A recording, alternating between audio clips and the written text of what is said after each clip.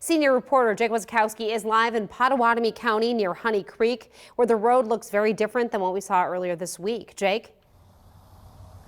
Yeah, Jenny, we've kind of been using Rosewood Road here as a gauge as to how much the water has come up. To Pio, if you want to go ahead and pan over, photographer to Pio go. He's taking a look down there. You can see, I mean, we were standing on the corner just a day or two ago, and as you can see, the road closed sign, it was even closed past that since the last flooding. It's been closed for that long. So residents here say it's been a frustrating norm for life for them.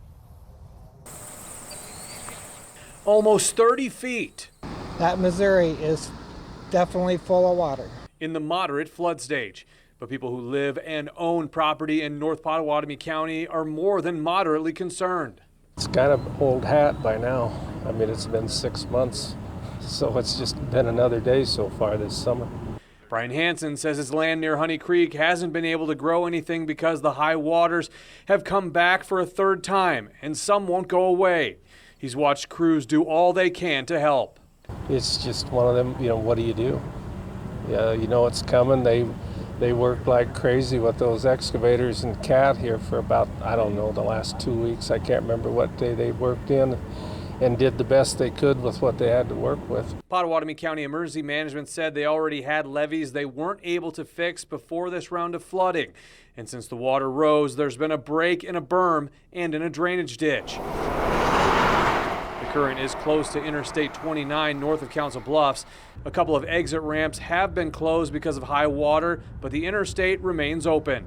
I think they're doing an excellent job on the Iowa side, keeping their roads open as long as they can. But water, you just got to respect it at all times, because wherever it wants to go, it's going to go, and you better stay away from it. It's weather, and we haven't been able to do anything about that yet. So. Hansen says there was snow on the ground when the first flood started in March, and the way things are going, there could be snow on the ground before it leaves. It takes a long time. It forces in pretty easy, but it goes out pretty slow. And as mentioned earlier, the river is expected to crest tomorrow.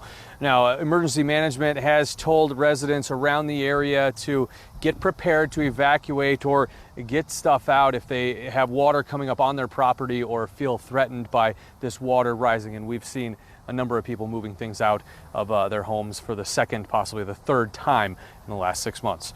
Reporting in Pottawattamie County, Jake Wazikowski, 3 News Now.